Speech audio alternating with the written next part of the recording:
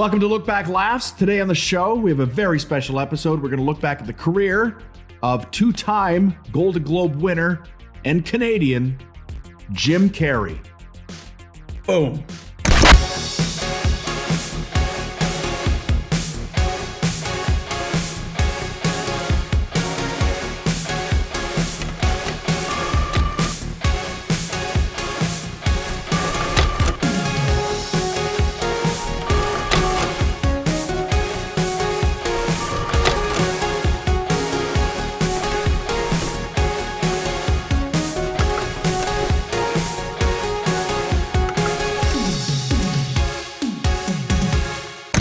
Well, welcome to Look Back Laughs. This is a television program that's streamed on YouTube, or maybe you're watching this in the future on some kind of future streaming device. It's a show where we look back at comics and comedies that have inspired me, Pete Zedlacher, to get into comedy. Hi, I'm Pete Zedlacher. You know me from Canadian comedy. I've done a bunch of shows that you might have seen. And on the show, I do it with my very good friend, Scott, who is in Korea. Hello, Scott. Hey, how's it going? How's things over there? How's it going? That's I've lied so many times in recent months that it doesn't make sense to me anymore. I'm okay. We're still quarantined here. We're still very much locked down. I miss performing. I've been doing some virtual shows, which are fun and safe, so I'll keep doing those. But I miss the interaction of a live audience. I miss the camaraderie of my fellow comedians. So again, thank you for setting this show up, Scott, because this is a lot of fun to look back at the careers of people who have inspired me to get into comedy, and it's a fun creative outlet, and people are enjoying the show. So yeah, kudos to you. Fun. And my mom loves the show. She loves it. She watches it every week. So shout out to Mom. Shout out, Miss C. Yeah. How's things in Korea? Things in Korea are all right. Yeah. Like I said, I think in the last episode, it's getting warmer. And as far as of any type of virus thing, things aren't too bad here, you know. Is that right? You guys are... Well, they still get in the 300 cases a day type thing in the country. Okay. So what about in your town? You're in Musan? Masan. Masan. You're in Masan. We can call it Musan or Musan if you like to keep it a little more Canadian, but like, I saw a moose on the side of the highway. Yeah. Okay. Something like that. But yeah, I don't hear too many cases where I am. No way. Could be one or two type thing a day, but keep safe. It's definitely lower than other countries. So good. What about vaccine? Are you guys getting vaccinated over there yet? Nope, not yet. No way. Same story here. I don't think they're using the ones that are on the market right now. Damn but it. I haven't looked much into it. So okay. Well, keep safe. We are, as we mentioned in the last episode, we are social distancing to the extreme here. You're in Musan, South Korea, and I'm in Calgary, Alberta, Canada. And from the video that you uploaded on the last episode, it's 8,000 kilometers away. Yeah, so probably. We are good. We're safe. There's no droplets traveling through the YouTube. No. So today on the show, I'm excited for this guy. My God, this might be my first favorite comedian, and hands down one of the absolute reasons I became a stand-up comedian. We're going to look back at the career of Jim Carrey. So today on Look Back Laughs, we're going to look back at the comedy career of Jim Carrey. Where to even begin? He's, first of all, it's Canadian. So another great Canadian comic that we're going to look back on the career of here. Canada's Walk of Fame member, two-time Golden Globe winner. My God, what else can you say about Jim Carrey? From Newmarket, Ontario. So it's all Ontario, as a matter of fact. So this is you and me, Ontario boys, talking about another Ontario boy. Yeah. Obviously, I was just looking at something. Obviously, we've both know the Toronto area and been there a few times. You actually lived there for a while. Newmarket. 20 years. 20 years I was in Toronto. Yeah. Can you believe it? Yeah, that's quite a bit, actually. Yeah. Almost half your life. So there you go. All right. Yeah. So Jim Carrey, I think, started his, let's say, stand-up career probably in Toronto too, right? He did. Yeah. Yeah. What was it back then? Same story. I have the same story. I think it was 1977. when he started maybe doing stand-up, whether it was... He was known as an impressionist, I think, more in his early career anyway, or part of his stand-up. So he was... Absolutely, yeah. He was famous for... I think that was his gimmick as a child comic, that he was the man of 1,000 voices. Like he could be, he was going to be the next Rich Little, that was his career path. And I have the same origin story as Jim Carrey. Started on amateur night at Yuk Yuk's in Toronto. He has the story of on amateur night, if you did well, they would have TVs. This is in my era of Yuk Yuk's. They had TVs around the room, and if you did well, the TVs would light up some kind of a scene that was glorifying, like the gates of heaven would open up, or a choir would sing or something. But if you bombed, they would show terrible like horror movie footage of and Jim Carrey talks about bombing at Yuk Yuk's his first time out. And he said the club owner, was Mark Breslin, was on the back of the microphone in the back of the room, and they played Jesus Christ Superstar when they were chanting, "Crucify him, crucify him, crucify him." So he bombed so badly that I think he took a couple years off of stand-up, licked his wounds, and then came back. But I mean, he was a kid, right? He was like a young teenager doing stand-up back then. And I have that same origin story. Started on amateur night in Toronto at Yuk Yuk's, and I was there. I don't have a Golden I was there Globe. when you did your first gig at Yuk Yuk's in Toronto. Did you really? You were at the amateur night? It must have been, because there was a lot of people that went up, and I think it started midday too. It was not at night, so but yeah, I remember that. Well, back in the day, it would be Mondays at Yuk Yuk's was amateur night. And I think you called in on Monday morning, and then you found out at noon if you were going to be on. And then you went early because the headliner that night would sit down with all the comics, and they would give like a little workshop on how comedy would, tips on how to become a professional comedian. And I went every week. Didn't matter if I was going to be on that show or not. I went to, learn.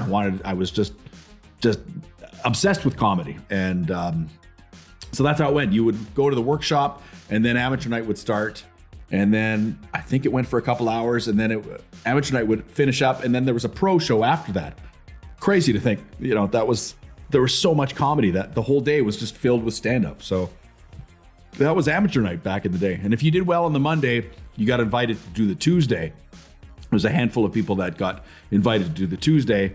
And then if you did well on the Tuesday, you got invited to come back on the Wednesday. So it was, I think, 3 weeks in a row when I first started. It was like Monday, and then I got invited to do the Tuesday, and then the Wednesday, and everyone was like, "Who's this guy?" And they were mad.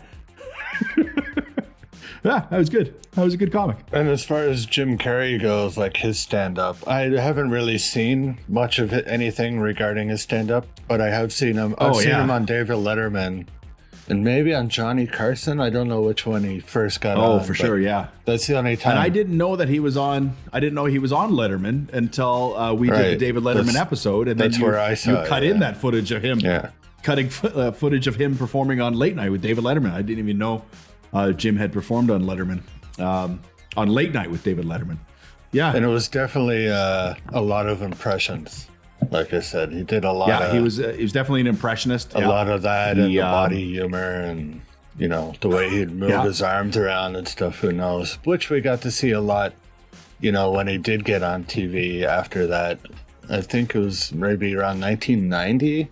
He got on Living Color. Was it the show? And was it that late? I thought it was in the 80s. Anyway, I think it was 1990. Yeah, that was his next step up. He moved down to LA. Right.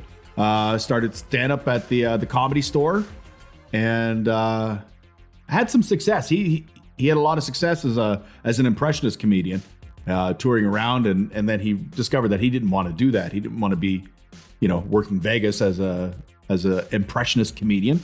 So then he kind of threw his whole act out the window, and then just started from scratch and just let his own, wild quirks come out on stage. And some nights he would just bomb so horribly, and some nights he would just destroy beyond words. So it's true art. It really is art. That's what they say. Art is a visceral reaction to an artist, and Jim Carrey is definitely an artist. He took it to the extreme, and he carved out a new stand-up niche for himself. And doing so, he got the attention of the guys that created In Living Color. So he became that guy on In Living Color. Now going back to my first introduction to Jim Carrey, I don't know how I know this, but my mom and I must have seen him on CBC as like when I was a kid, and he was just so weird and rubbery. We called him Rubber Man. That was his name, Rubber Man. Is that I'm weird? Is that I'm rubber? And loved Rubber Man, and just never knew his name until I moved down to New York and finally got to see Fox. We didn't have Fox, the channel Fox, up in Wawa, in my hometown, in our hometown. So then when I finally saw In Living Color, I saw Rubber Man. I was like, oh my God, it's Rubber Man. Found out his name is Jim Carrey. And I remember calling my mom and telling her, hey, I found out what Rubber Man's name is. It's Jim Carrey. And I remember her laughing, going like, well, I'm going to remember that name. He's going to be famous. And she was right. Yeah. He did very well for himself. So yeah, then my next introduction to Jim Carrey was I was graduating from acting school in New York, and my parents came down to see my graduation performance and to see me graduate from school.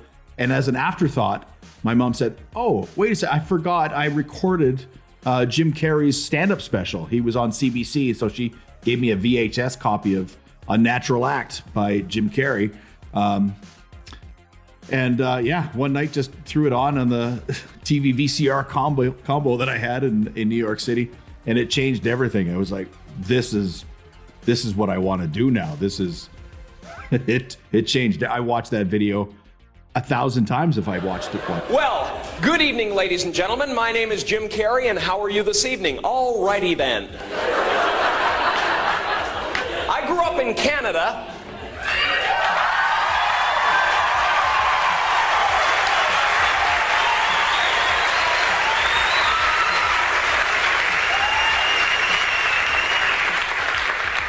Is there anybody here from Canada? So it's a CBC stand-up comedy special? No, I believe it was broadcast on CBC, but I think it was Showtime. It was a Showtime special. But it was probably a clean act, let's say. It sure was. Yeah, it was. Was it? If it was on CBC, I think it was. I think probably was. Yeah, back in those days, anyway. Sure. I'm sure you're going to find some footage and cut that in. It's him wearing a multicolored shirt.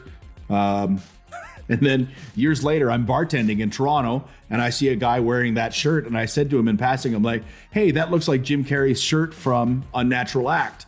And he said, this is Jim Carrey's shirt from Unnatural Act. And I was like, what? He said, I was at the Theatre Passe Muraille when Jim Carrey recorded that. For his encore, he came back out on stage and took his shirt off and then threw it into the audience. And this guy caught the shirt. So he was wearing it to the bar that night. I was like, this should be in a museum, man. It's a bit weird. Wearing that. Right? Has he been wearing the shirt every night since? Or maybe? Yeah. Yes, every day he's worn that shirt. Yeah, it's weird to be wearing that at the bar, but I guess it strikes up a conversation. It's a good shirt. You'll see it in the video. Yeah, it's a good shirt. So a guy in Toronto has that. If Jim Carrey's watching this and he wants to know where that shirt is, guy in Toronto has it. So then again, that changed everything. That Unnatural Act. It just that was the beginnings of me thinking that maybe this is my path that I want to do. So ended up in Toronto and signed up for Yuk Yuk's amateur night, and that's how it all began. When Ace Ventura came out, that's when Jim Carrey really exploded onto the scene. Right, that was 1993. And I think he made 3 movies that came out that year. It was Ace Ventura, The Mask, and Dumb and Dumber all came out in the same year, which is just remarkable to think about. Like, those three movies came out. I think it was 1994, actually, but those 3 movies came out in that order. So Ace Ventura, then The Mask, then Dumb and Dumber, all that year released. 3 giant comedies all came out in the same year. So that's unprecedented, that a feat like that. Just and I remember seeing Ace Ventura in the movie theater in Sault Ste. Marie. We didn't have a movie theater in Wawa in our hometown. So I think my mom and I were down in Sault Ste. Marie for a doctor's appointment for her or something. And we went to go see Ace Ventura. And That was the beginning of Jim Carrey's movie career. And then, went back to New York City and saw The Mask.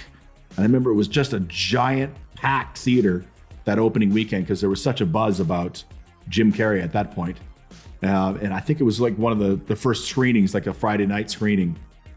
And the audience just roared. It was just one of those roaring audiences. Like it was a happening. Like you could feel, something fantastic was happening, and everyone was just dancing out of that theater. It was such a smash of a hit. And then of course Dumb and Dumber comes right on its heels, and I think at that point he was getting paid $10 million to do a movie. So a remarkable rocket ship of fame in that 1 year. Yes. So I guess those 3 movies ended up getting him the role to be in Batman Forever, which came out the following year. So he played, who did he play? The Riddler was the Riddler. The Riddler, yeah. That's a weird little footnote in his comedy career, hey? Like these giant movies that, and then he played the Riddler. He was great. It was a fun role, but those movies it's a big clunker. That was a clunker of a Batman movie, Yeah, but my God, we could spend the next hour talking about Batman movies. That one was is that the George Clooney Batman? Was George Clooney the Batman? It might have even been the Arnold Schwarzenegger one. No, was Mr. Freeze in that? I think Mr. Freeze was in that one. Poison Ivy, but I don't know. Was that all in that same movie? Could have been. Who knows? Man, it was clumsy. Hey, clumsy. Well, at the time, I think it was popular, to be honest. But anyway, it was another big break for him, getting casted in that as the Riddler, who was casted it. Yeah, or I don't know what do you call it. He got the role. Cast. Oh yeah. Yeah, he was cast as that role. Yeah, that's my poor casted. My poor English. I just teach it. So I was gonna say you're over there teaching it. Yeah.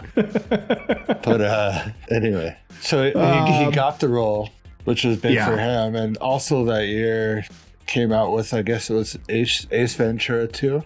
Okay. It might have not been called. It was called Ace Ventura: When Nature Calls. When Nature Calls. Yeah, When Nature Calls.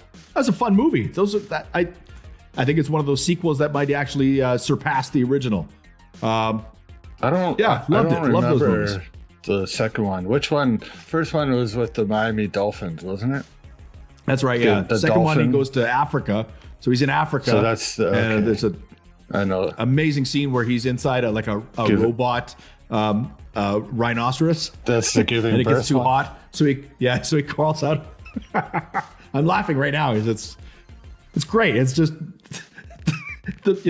lowbrow, as lowbrow as you can get, and it tickles me in a way that I can't describe. I love Jim Carrey. I love his movies. I love his sense of humor. I miss his stand-up. And over the years, I got to be friends with, friends of Jim, and then talking to them about like, how come Jim never came back to stand up? Because he was such a great stand-up comedian. And the answer, like he would always say, like he doesn't do stand-up in the sense that he goes to comedy clubs or theaters and performs stand-up anymore, but he takes every performance that he does on a talk show as his stand-up. Like he works that as much as he would working on a stand-up set. I'm like, I appreciate that so much, like he just, because every Letterman appearance, every Tonight Show appearance, he's not showing up and phoning it in. Like he's got some sketch planned out, like he's gonna run through the audience or do something crazy, right? It's gonna make it memorable. So he would put all his creative energies into a talk show appearance instead of like a stand-up, and instead of a stand-up set. So he never really stepped away from stand-up in the actual sense, but in the traditional sense, he stepped away. But he's taken his stand-up to the talk show format. I get it. I appreciate it. Yeah, so after Ace Ventura 2, he did a few other comedies, like he did The Cable Guy, Liar Liar, and then he kind of got into some more dramatic roles, like I think The Truman Show might have been the first. I love The Truman Show. That's another one that I was in the theater for opening night. It was just packed, and I think it took a lot of people off guard because, they were expecting flailing arm Jim Carrey to come out and make them laugh, and all of a sudden he was this subdued and very real performance of a dramatic role, and so entertaining. Such a brilliant movie, and it's interesting to look back on now, because the idea of Truman Show was that the whole world was watching this one guy. It's basically what reality television has become in modern times. Yeah, a brilliant movie and a brilliant performance. I think that was his first Golden Globe nomination. Yeah, I enjoy Jim Carrey as a dramatic actor. Obviously, it's I'm such a fan of his. Yeah, then he did Eternal Sunshine of the Spotless Mind. Eternal Sunshine. Yeah, Eternal Sunshine of the Spotless Mind. Brilliant, another brilliant one. Yeah. But his biggest that, movie though was probably How the Grinch Stole Christmas. The Grinch. You think that's his biggest movie? I'm joking. But it came out around that time. Yeah, like it gets played every Christmas between now. The Truman Show and Eternal Sunshine, he did The Grinch, which okay, I guess was a payday. Maybe, I don't know. It's fine. It's a good movie. Kids like people it, love that. Yeah. I prefer the Grinch Who Stole Christmas, the cartoon, with Boris Karloff as the voice, right? Yeah. Think so. Yeah, that's mandatory viewing every Christmas for me. Yeah, no disrespect to Ron Howard and Jim Carrey. And the last movie I wanted to mention, because I really enjoyed it, and I really enjoyed I think it was like a documentary behind it, was The Man on the Moon. Oh yeah, I thought he did such a good job playing Andy My God, Kaufman. we could spend the rest of we could do a whole episode on Jim Carrey and Andy Kaufman. They share the same birthday. Both started at the Comedy Store. That's a fascinating documentary to watch. Jim Carrey's portrayal of Andy Kaufman, because the lines between reality and fantasy kind of got blurred for Jim in that performance, and it seemed like fun. That was the big takeaway from that documentary. Is it looked like Jim Carrey was having a blast doing that. And I guess shortly after he did those films, he got a star on Canada's Walk of Fame, which I was lucky enough to attend the ceremony for. My buddy John Doerr was nice enough to bring me along as his guest to see this presentation, and Jim Carrey's buddy Wayne Fleming was the one who introduced him to the Walk of Fame, and I got to meet Jim very briefly backstage and say hello. And it was one of those moments in your life where, like, you've wanted to meet somebody your entire life, and then all of a sudden you're in the moment and you realize, I've put no thought into what I'm going to say to this guy. And I had mentioned to my mom early in the day that I was like, hey, there's a chance I might meet Jim Carrey tonight. And she said, if you meet Jim Carrey, tell him hello for me. And that's what I said to Jim Carrey. I went up to him and I said, hey, Jim, my mom says to say hello. And Jim Carrey said, well, give her a kiss for me. And then he came at my face and made me laugh. I mean, within 1 second, I was laughing. Just a tremendous amount of... he was so gracious and absolutely hilarious in that very brief little hello. And then I got a photo. I'm sure you can cut to it right now. It's I still can't believe that I got to meet Jim Carrey. Tremendous fan. His memoir, I read this past summer. Memoirs and Misinformation is what it's called. How do you even describe this book? It's perfectly Jim Carrey, because it blurs the lines between fantasy and reality. It's a memoir, and you could tell there's real stories that are inspired from it. But then it goes out into wild, different takes that are right out there, and includes actual real celebrities, and it's a fascinating read. And they did a fantastic job, and I was I got it autographed as well. So there we go. A super fan of Jim Carrey. So as always, within this series that we're doing here, why did you pick Jim Carrey to do a video on? Like, how has he influenced your comedy?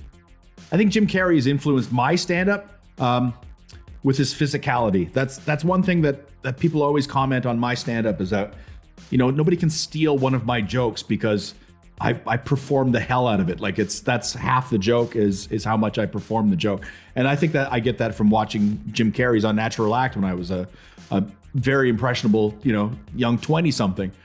That's the kind of humor that makes me laugh, is like, just go out there and throw caution to the wind and give it your all. There's no hiding behind a microphone and like wincing. Like, is this funny? Like, Jim Carrey's out there throwing it to the back of the room as hard as he can. And I think that's where I picked that up from. Like, plant your feet and say it really loud. I think that's the biggest inspiration I got from Jim Carrey is throwing caution to the wind and giving it all you can. So that's what I get from Jim. So that's the episode. Thanks so much for tuning in to Look Back Laughs. You can check out all our social medias and the links below. Thanks again, Scott. Yeah. No problems. Well, you tricked me. As you said, I don't need to say anything. And then you asked me a question. I said thanks. That's it. Yeah, I nodded. Yeah, it was a fun episode. So thanks for tuning in, everybody. Make sure to hit like and subscribe and hit the bell notification to let you know when new episodes appear. And if you could share it, oh my God, that would be amazing. It helps out the channel so much, and we have a blast making them. So I hope you enjoyed it. So thanks for tuning in. Good night, everybody. Alrighty then.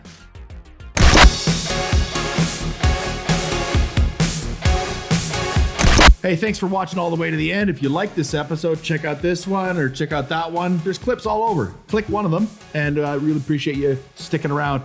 Hit the like and subscribe. Much appreciated. Good night, everybody.